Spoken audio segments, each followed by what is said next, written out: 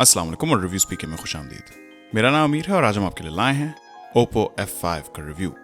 अगर आप हमारे चैनल पर नए हैं तो सब्सक्राइब कर लें और नोटिफिकेशन बेल पर क्लिक कर लें ताकि जब भी कोई नई वीडियो अपलोड हो तो आपको नोटिफिकेशन आ जाए। मार्केट में अब मिड रेंज प्राइस में भी नैरो बेजल वाले फ़ोन्स आ चुके हैं और Oppo F5 ऐसा ही एक फ़ोन है। हमने अपनी पिछली वीडियो में Huawei Mate 10 Lite का रिव्यू किया और हमने उस फ़ोन में भी नैरो बेजल्स देखे। Oppo F5 पाकिस्तान में इस वक्त 30,000 तक का वारंटी के साथ मिल रहा है। ओप्पो ने इस फोन को मिड रेंज प्राइस ब्रैकेट में एक नैरो बेजल्स वाले अच्छे कैमरा फोन के तौर पर मार्केट किया है और हम इस वीडियो में देखेंगे कि ये फोन है कैसा। सबसे पहले बात करते हैं इस फोन के डिस्प्ले की, जो कि इसका एक बहुत ही अहम सेलिंग पॉइंट है। डिस्प्ले के बेजल्स नैरो हैं और रेजोल्यूशन फुल HD 2160x1080 है और इसमें एक LTPS TFT पैनल लगा हुआ है जिसकी पिक्सल डेंसिटी 402 ppi है। शुरू में ही आपको बता देते हैं कि मुझे इस डिस्प्ले के कलर्स बहुत ही फीके लगे। सारे कलर्स थोड़े से फेडेड लगते हैं और कॉन्ट्रास्ट या कलर एडजस्टमेंट का कोई ऑप्शन नहीं है। इसके अलावा डिस्प्ले शार्प है और नैरो बेजल्स वाला लुक वैसे ही मुझे बहुत पसंद है, खासकर मिड और बजट प्राइस रेंजेस में। Oppo F5 एक प्री अप्लाइड स्क्रीन प्रोटेक्टर के साथ शिप होता है और ये बात मुझे बहुत अच्छी लगती है क्योंकि इससे फ़ोन की पायदारी में इजाफा हो जाता है और आपको मार्केट में इस फ़ोन का स्क्रीन प्रोटेक्टर ढूंढने के लिए नहीं घूमना पड़ता। बिल्ड क्वालिटी की बात करें तो Oppo F5 के फ्रंट पे गोरिल्ला ग्लास 5 है और बैक पे है ये मैट फिनिश वाला प्लास्टिक। Huawei Mate 10 Lite और Nokia 6 के मैट फिनिश मेटल के बाद ये प्लास्टिक बैक मुझे इतनी समझ नहीं आई। दिखने में ठीक है लेकिन फ़ोन की ओवरऑल फील थोड़ी सी चीप कर देती है और फ़ोन का वजन भी बहुत लाइट कर देती है। इसके साथ साथ फ़ोन के किनारों पे क्रोम फिनिश वाले एक्सेंट्स हैं, जो कि फिर से ओपिनियन की बात है, लेकिन मुझे मैट प्लास्टिक के ऊपर क्रोम का लुक पसंद नहीं आया। फ़ोन के साथ एक प्लास्टिक केस भी आता है जिससे फ़ोन पहले दिन से ही प्रोटेक्टेड रहता है और अगर आपने हमारी पिछली वीडियोस देखी हैं तो आपको पता होगा कि ये बात मुझे हमेशा से बहुत पसंद है।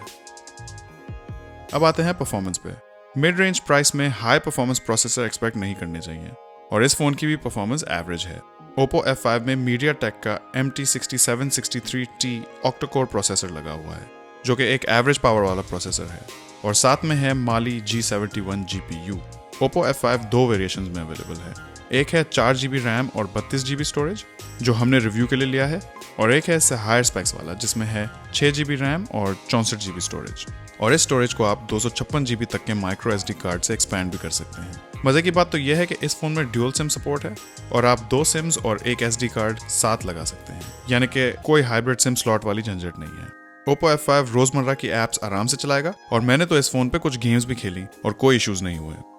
हम आपको Geekbench स्कोर्स बताते, लेकिन बहुत ही अजीब बात यह है कि इस फोन में आप Geekbench टेस्ट कर ही नहीं सकते।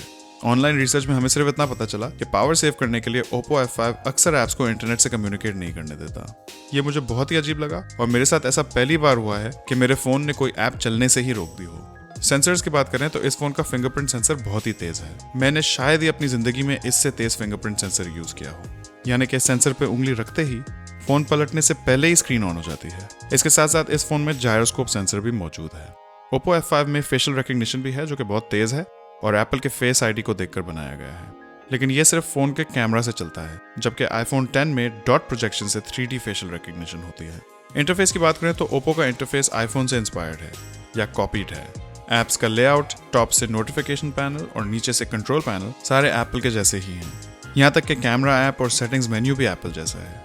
अगर आपको एप्पल का इंटरफेस पसंद है और एंड्रॉयड में भी ऐसा ही इंटरफेस चाहिए तो ये फ़ोन आपको बहुत पसंद आएगा और मेरे जैसे स्टॉक एंड्रॉयड एक्सपीरियंस की वकालत करने वाले छत पे जाकर छलांग मार देंगे। फ़ोन में स्प्लिट स्क्रीन और ऐप क्लोनिंग के ऑप्शंस भी मौजूद हैं जो कि ड्यूल सिम के साथ 2 WhatsApp चलाने के लिए बहुत यूजफुल हैं।